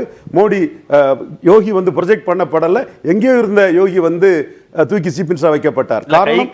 கைக்கு அடக்கமாக யோகி இருப்பார்னு எதிர்பார்த்தார்கள் திரு மோடியும் திரு ஷாவும். இல்ல, அப்படி அல்ல. இந்துத்துவா கலர்ல அவர் ஒரு சன்னியாசியா இருக்கிறதுனால ஜாதியை மீறி அது இமேஜை கொடுக்குங்கிறனால தான் அவங்க வச்சாங்க. கேசவ் பிரசாத் மௌர்யா வச்சா வெளிப்படையா சொன்னா Hindu conscious is coupled with caste conscious. பிராமின்ஸும் ராஜ்புட்ஸும் ஏத்துக்க மாட்டாங்க. ஒரு குர்மி நம்மளை ஆட்சி செய்யறதாங்கிற அந்த இது இந்து சொசைட்டிக்குள்ள இருக்கு. இதெல்லாம் மீறி தான் ஆழ்வாரும் நாயன்மார்களும் இந்தியாவிலே யாரும் செய்யாத அதிக அளவு இந்துக்களை ஒற்றுமைப்படுத்தி கொண்டு வந்தவர் இந்து ஹிருதய சாம்ராட் நரேந்திர மோடி. இது ஒவ்வொரு இந்து உணர்வு உள்ளவனுக்கும் தெரியும். அதுல இருந்து வந்தவனுக்கு தெரியும். மற்ற எல்லாரை விட 2 மடங்கு இந்துக்களை இந்தியாவில் ஒற்றுமைப்படுத்தினவர் மோடின்னு தெரியும். சோ மோடிங்கிற இதுக்கு கொஸ்டினே இல்ல, ஆல்டர்னேட்டிவே இல்ல. இதுதான் உண்மை. மோடிக்கு பொசிஷன் அடுத்த 5 ஆண்டுகளுக்குன்னு ஆர்எஸ்எஸ் யோசிக்குமா? அடுத்த 25 அடுத்த 50 ஆண்டுகள் இல்ல தோத்து போயிட்டுன்னா அத்வானி சோனியாட்ட தோத்து போன மாதிரி இன்னொருத்தர் வச்சு தோத்து போயிட்டாங்கன்னா நான் இப்போ மோடிக்கு நெகட்டிவ் இது யோகிக்கு நெகட்டிவ் பற்றி பேச வேண்டிய அவசியம் இல்லை. மோடி நெஹ்ரு மாதிரி தான் ஆயுள்கால பிரதமர் தான் சார். யாரையுமே மோடியும் ஷாவும் அக்செப்ட் பண்ணலையே. சௌஹான அக்செப்ட் பண்ணிக்கல. மத்திய பிரதேச சௌஹான அக்செப்ட் பண்ணாமல தேசிய பிஎம்ஓட எல்லா ஸ்கீமையும் பார்க்கக்கூடிய தேவேந்திர ஃபட்னாவிஸ் பாஜக தேசிய தலைவராக ஆக்கலாமான்னு பேசி வந்தபோது அவருக்கு அந்த வாய்ப்பு இல்ல. தேவேந்திர ஃபட்னாவிஸ் நிதின் கட்கரி பத்தி பேசப்பட்டது. அந்த வாய்ஸையும் ஆஃப் பண்ணிட்டாங்கன்னா அப்போ மோடி ஷா தான் எட்டர்னல், அவங்களை கடந்து எதுவுமே இல்ல. இதை தாண்டி ஜெகதீஷ பாண்டியன் ஒரு ஹோம் செக்ரட்டரிய அத்வானி நீக்க சொன்னாரு. இவங்க உமாபாரதி நீக்க சொன்னாங்க. மோடி ஜெகதீஷ பாண்டியனை கம்ப்ளீட்டா ப்ரொடெக்ட் பண்ணாரு. வரலாறு இன்னொரு ப்ரொடெக்ட் பண்ண இன்னொருத்தர் தான் புதுச்சேரி லெப்டினன்ட் கவர்னரா இருக்காரு. இதெல்லாம் நிறைய உண்டு. அதெல்லாம் இப்ப தேவையில்லை. இங்க இவங்களுக்கு என்ன மோதலா நடக்குது. மோடியை வச்சுதான் அடுத்தால நெஹ்ரு வச்சு போன மாதிரி போக முடியும்னு ஆர்எஸ்எஸ்க்கும் தெரியும். என்டிஏல இருக்கக்கூடிய அத்தனை எம்பிக்களுக்கும் தெரியும். என்டிஏல உள்ள பாஜக காரங்களுக்கு எதுவும் தெரியும். இது அவங்களை தோற்கடிக்க முடியாதுங்கிறனால உள்ளுக்குள்ள ஏதோ பிரச்சனை வருது. இன்னொன்னு சொல்றேன், இது 400 சீட் வந்தா மோடி இப்ப மோதலாயிருக்கும். 400 சீட் வந்தா ராஜீவ்காந்திக்கு எதிராக விபி சிங் வந்த மாதிரி ஒரு மோதல் வந்திருக்கும். இப்பவே மோடியை வச்சே மிகப்பெரிய பலமா ஒரிசாவில் வெற்றியை கொடுத்து, தெலுங்கானாவில் வெற்றியை கொண்டு வந்து, ஒரு அணி அமைச்சு ஆந்திராவில் வெற்றியை கொண்டு வந்திருக்கிற மோடியை வச்சே 240 சீட்டு தான். இந்த இடத்துக்குள்ள இன்னொருத்தரை வச்சு அத்வானி வச்சு போன மாதிரிலாம் 110 எல்லாம் போச்சுன்னா இந்த நாடும் அதிகாரமும் சோனியா காந்தி கையில போயிடும். இப்ப இன்னைக்குள்ள நோக்கம் மோடி மீண்டும் வரணும் 29ல. அட் எனி காஸ்ட் அதிகாரம் சோனியா காந்தி குடும்பம் கையில போயிடக்கூடாது. இதுதான் RSSக்கு பீகம், மோடிக்கு பீகம், இந்த உணர்வுபூர்வமாக அதுல இருக்கக்கூடிய எல்லாத்தோட பீகம். 24 அந்த பீகம் இருந்து. திரு அரவிந்த், ஆட்சி மாற்றம் நிகழ்ந்துடக்கூடாது, அதிகாரம் வேற யாருக்கும் போயிடக்கூடாதுன்னா RSSக்கு பிடிக்குதோ பிடிக்கலையோ மோடி இருக்கணும், அவரை முன்னிலைப்படுத்தி தான் எலெக்ஷனை சந்திக்கணும். யோகி மாதிரி அடுத்த 25 ஆண்டுகளுக்கு யோசிக்கிறதுக்கான சாத்தியக்கூறுகள், வாய்ப்பு, சூழல்கள் இப்ப இல்லைன்னு சொல்றார் ரவீந்திரன். இல்லைங்க, நம்ம ஹரியானாலையும் 2024 நாடாளுமன்ற தேர்தலை தொடர்ந்து எந்த சட்டமன்ற தேர்தலையும் மோடியை முன்னிறுத்தி பெரிதாக பாஜக தேர்தல் பிரச்சாரம் செய்யவில்லை. நீங்கள் கூர்ந்து கவனிச்சிங்கன்னா தெரியும், ஹரியானாலையும் சரி மகாராஷ்டிராலையும் சரி 2 மாநிலத்திலையுமே மோடியோட கேம்பெயின் முன்னாடியெல்லாம் இதுக்கு முன்னாடி நடந்த ஹரியானா தேர்தலையும் தற்போது நடைபெற்ற ஹரியானா மாநில சட்டமன்ற தேர்தலையும் பார்த்தீங்கன்னா மோடியோட கேம்பெயின் டிராஸ்டிக்காக கம்மியாயிருக்கு. எனவே மோடியை மட்டுமே மையமாக வைத்து தேர்தலை சந்திப்பதற்கான பாஜக அவர்களோட வியூகத்தை மாற்றி இருக்கிறார்கள். குறிப்பாக அமித்ஷாவோட மைக்ரோ மேனேஜிங் அந்த ஸ்ட்ராட்டஜி ஒர்க் இன்னமும் இன்டாக்டா இருக்கு. பட் மோடியை மட்டுமே மையமாக வைத்து இனிமேல் தேர்தலை சந்திக்க வேண்டாம் என்பதை பாஜகவே ஸ்ட்ராட்டஜியா மாற்றியிருக்காங்க. எனவே அதனை இப்ப ரீசெண்டா நடந்த அசம்பிளி எலெக்ஷனை பார்த்தாவே தெரியும், மோடியை தாண்டி பாஜக எப்படி கட்சியை வளர்த்தலாம், கட்சியை எப்படி தேர்தலுக்கு தயார்படுத்தலாம் என்ற நிலைப்பாட்டில் என்ற ஒரு வியூகத்துல பாஜக செயல்பட துவங்கிவிட்டார்கள். அதே போல RSSும் அந்த மெசேஜ் தான் RSS மிகவும் தெளிவா சொல்லிட்டாங்க. மோடி அப்படிங்கிறது அந்த கிராஃப் டிக்ளைன் ஆக ஆரம்பிச்சுங்கிற RSS உணர்ந்து தான் RSS இத்தனை நாள் RSS இல்லாம ஏன் 2024 நாடாளுமன்ற தேர்தலுக்கு பிறகு RSS ஏன் இந்த மாதிரி ஒரு ஹார்ட் பொசிஷன் ஏன் எடுக்கிறாங்கன்னா அவங்களுக்கும் தெரியுது மோடிங்கிற ஒரு அன்டிஸ்பியூட்டட் லீடரா ஒருத்தர் இருந்தாரு. அவர் எக்ஸ்ட்ரீம் பவர்ல அவர் கையில் இருக்கும்போது RSS இந்த மாதிரி எதுவுமே பண்ணல. தற்போது எத்தனை ஆண்டுகளுக்கு பிறகு மோடி நாக்பூருக்கு போய் RSS ஆபீஸ் போறாரு. கடந்த 2 முறை கவர்மெண்ட்ல இருக்கும்போது மோடி போல. தற்போதுதான் இந்த வருடம் தான் முதன்முறையாக மோடி பிரதமராக பதவியேற்ற பிறகு RSS ஆபீஸ் நாக்பூர் தற்போதுதான் அவங்களோட டெல்லி RSS தலைமையத்துக்கு அமித்ஷா போகிறார், மோடி நாக்பூர் போகிறார். எனவே RSS அவங்களோட மசில பிளெக்ஸ் பண்ண ஆரம்பிச்சுட்டாங்க. RSS இனிமேல் பாஜகவோட வெற்றிக்கு எங்களுடைய செயல்பாடு, எங்களோட கான்ட்ரிபியூஷன் மிகவும் முக்கியம். அப்படி இருக்கும் பட்சத்தில் பாஜகவோட செயல்பாடு இனிமேல் எப்படி இருக்க வேண்டும். எனவே நம்பர் 1 நம்பர் 2 மோடி அமித்ஷாவோட கையில் மட்டும் பாஜகவோட செயல்பாடு இருக்கக்கூடாது. இது ஒரு டிஸ்கஷனோட ஒரு டெமோக்ராட்டிக்காக இந்த இது செயல்பட வேண்டும். தனி மனிதனை மட்டுமே நம்பி இந்த இயக்கம் இனிமேல் செயல்படக்கூடாது என்பதைத்தான் இன்றைய தேதியில், அதாவது நேற்றைய தினம் மோகன் பகவத்தோட பேச்சிலிருந்து நம்மால் புரிஞ்சுக்கணும். ஓகே, இப்போ யோகிக்கு முக்கியத்துவம் கொடுக்கணும் அப்படின்னு RSS விரும்பினா திரு மோடி, திரு ஷா அவங்க இதுல எந்த விதமான குறுக்கீடும் தடையும் ஏற்படுத்த முடியாதப்போ மோடி பெருசா குறுக்கிட மாட்டாருங்க. மோடி இதுக்கு முன்னாடியும் பெருசா மோடி பண்ணதில்ல. மோடி யோகிக்கு மேல மோடியை பொறுத்த வரைக்கும் காம்படிஷன் அடுத்தது அமித்ஷாவா யோகியா சிவராஜ் சிங் சௌஹானா தான் காம்படிஷனே தவிர 2029 வரைக்கும் இந்த கவர்மெண்ட் செட்டில். அதுக்கப்புறம் மோடியே தொடர்வாரா, அவருக்கே அந்த விருப்பம் இருக்குமான்னு நமக்கு தெரியல. எனவே காம்படிஷன்ங்கிறது அமித்ஷாவுக்கும் யோகிக்கும் தான். நான் இதுக்காக ஒரு அனெக்டோடும் கொடுக்குறேன். அந்த ராம் மந்திர் கோயில் அந்த அடிக்கல் நாட்டு விழாலும் சரி, அதோட திறப்பு விழாலும் சரி, இரண்டிலுமே அமித்ஷா புறக்கணிக்கப்பட்டு இருந்தார். அமித்ஷா அந்த இதுக்கும் அடிக்கல் நாட்டு விழாக்கும் அமித்ஷா போகல, அந்த கோயில் திறப்பு விழாக்கும் அமித்ஷா போகல. இன்ஃபேக்ட் அமித்ஷாவோட குஜராத்தில் அமித்ஷாவோட மிகவும் ஒரு அரசியல் எதிரியாக பார்க்கக்கூடிய தற்போது யூபியோட கவர்னராக இருக்கக்கூடிய ஆனந்திபென் பட்டேல் ஸ்டேஜில் இருந்தாங்க அடிக்கல் நாட்டு விழாலையும். அப்போ அமித்ஷாவும் போல, அயோத்தி ராம் மந்திர் கோயில் திறப்பு விழாக்கும் போல. எனவே RSSக்கு தெளிவாக தெரியுது, RSS அமித்ஷாவோ ஒரு டிஸ்டன்ஸில் தான் இன்னமும் வச்சிருக்காங்க, முன்னாடி வச்சிருந்தாங்க. எனவே மோடிக்கு அடுத்தது RSS தன்னோட சாய்ஸ் தான் பிரதமராக வரணும். அதுக்காக தான் RSS தற்போதைய பாஜக தலைவர் யார் அந்த டிசிஷன் மேக்கிங்லையும் RSS தலையிடுவதற்கான காரணம் 2029 பிரதமர் வேட்பாளர் என்பதை RSSோட கான்ட்ரிபியூஷன்ல தான் முடிவெடுக்கணும். RSSோட பேச்சையும் கேட்டு முடிவெடுக்க வேண்டும். அந்த கன்சல்டேட்டிவ் ப்ராசஸ்ல RSS இருக்கணும்னு RSS விரும்புறாங்க. ஓகே, திரு நித்யானந்தம், பாஜகவுடைய தேசிய தலைவர் நியமனம், பிரதமர் பொறுப்பு, பாஜகவுடைய நிர்வாக ரீதியிலான கட்சி கட்டமைப்பு, தேர்தல் வேலை, இது எல்லாத்துக்குள்ளேயும் RSS பிடி இருக்கணும், RSS கட்டுப்பாட்டுக்குள்ள இவர்கள்லாம் செயல்படணும். இந்த பிடி தளரக்கூடாதுன்னு ஆர்எஸ்எஸ் நினைப்பதன் வெளிப்பாடாக திரு மோகன் பகவத் பேச்சை புரிஞ்சுக்கலாமா? இல்லை, ஆர்எஸ்எஸ்ல பயிற்சி பெற்றவர்கள் ஒரு ஆர்எஸ்எஸ்னுடைய பிடியில் இருக்க வேண்டும் என்ற அளவிலே நடந்து கொள்ள மாட்டார்கள். ஏனென்றால் ஆர்எஸ்எஸ் என்ன என்று அவர்களுக்கெல்லாம் தெரியும். இல்ல விட்டுருச்சு இல்ல, நாடாளுமன்ற தேர்தல் சமயத்துல நட்டா சொல்லும் போது நாங்க வளர்ந்துட்டோம். ஆமா, இப்போ ஊடகவியத்தில் சொல்றதும் செய்யறதும் தாங்க. நட்டா அப்படி பேசினாரு, இப்படி பேசினாரு, அப்படி பேசலாம். இல்ல இல்ல, அவங்க எலெக்ஷன் வேலையே பார்க்கலையே. அப்புறம் ஹரியானா, மகாராஷ்டிரா சட்டமன்ற தேர்தல வந்து எலெக்ஷன் நட்டாவுடைய அறிக்கையை பொறுத்ததுன்னு சொன்னாங்க. அதனால தான் காவி கொடியை வைக்கிறாங்க. ஒரு சமயத்தில் ஒரு மாதிரி மனுஷங்கள் மாறிடுவாங்க, சொல்ல முடியாதுன்ட்டு. அதனால அதுக்கான விளைவுகளை அவர் சந்திச்சிருக்கார். சொல்லியிருந்தா அதுக்கான விளைவுகளை சந்திச்சார். ஆனால் ஒன்று, நிலையாமை என்பது உண்மை. அதை அறியாதவர்கள் அல்ல சனாத்தனிகள். அதனால மோடிக்கும் நிலையாமைன்னா என்னன்னு தெரியும், ஆர்எஸ்எஸ்ல இருக்கிறவங்களுக்கும் நிலையாமைன்னா என்னன்னு தெரியும். No one is indispensable in the world. Modi புரிஞ்சுக்கணும் இதெல்லாம். மோடி புரிஞ்சுக்கணும் இதெல்லாம். மோடின்னு இல்லை, சுயம் சேவக் எல்லாருக்குமே தெரியும். இது படிக்க வேண்டிய அவசியம் இல்லை. அது ஏற்கனவே அது பண்பு பயிற்சியாகவே அதை கொடுத்துட்றாங்க. அதோடவே இந்த கல்வியும் கொடுத்துட்றாங்க. அதனால் மோகன் பாகவத் மோடியை குறித்தே சொல்லலைங்கிறப்போ இந்த கேள்விக்கெல்லாம் இடமே கிடையாது. சரி, அதே மாதிரி அமித்ஷாவுக்கு 60 வயசு தான் ஆகுது. விரும்பினா 15 வருஷம் அவர் இன்னும் அரசியல் இருக்கலாம், பிரதமராக கூட வரலாம். மோடி 29 மீண்டும் பிரதமராக நிறுத்தப்படலாம். அல்லது நம்முடைய கங்குலி, கவாஸ்கர், தோனி இவர்களெல்லாம் எப்படி ரெக்கார்டுகளை பிரேக் பண்ணாங்களோ அது மாதிரி இந்திய அரசியலில் ரெக்கார்ட் பிரேக் பண்ணக்கூடிய ஒரு அரசியல் தலைவர் இருக்கிறார் என்று சொன்னால் அது மோடி தான். இதுவரை இந்த 75 ஆண்டுல நீங்க பார்த்துருக்கலாம் எல்லா விஷயத்திலையும். அதனால அந்த ரெக்கார்ட் பிரேக்கிங் இன்சிடென்ட், அந்த ஒரு சந்தர்ப்பம் மோடி மேல 29 கிடைக்கும். பிரதமராகித்தான் கிடைக்க வேண்டும் அல்ல, வேறு மாதிரியான ரெக்கார்ட் பிரேக்கிங் நடக்கலாம். இந்த நாட்டினுடைய குடியரசுத் தலைவராக கூட எவரும் வர முடியாமல் பிரதமரும் குடியரசுத் தலைவருமான ஒரு மனிதராக மோடி விளங்கலாம். இதான் சார் அந்த 1 மணி நேரத்துக்கான பாயிண்ட். நன்றி நன்றி சார், சுமூகமா நிகழ்ச்சியை முடிச்சு வச்சதுக்கு நன்றி. அடுத்த குடியரசுத் தலைவர் திரு நரேந்திர மோடி. இல்ல பவர்ஃபுல் குடியரசுத் தலைவர் அதிபர்ங்கறாரு. குடியரசுத் தலைவர் எங்க சார் பவர்ஃபுல்? இல்ல இல்ல, அவர் அத சொல்றாரு. அவர் மீன் பண்றது அதுதான். 29 அவர்தான் நம்பர் 1ங்கறாரு அதிகாரத்துல. விலகினாலும் குடியரசுத் தலைவராக வந்து அதுதான் சொல்றாரு. அது நான் ஏத்துக்கிறேன் சார்.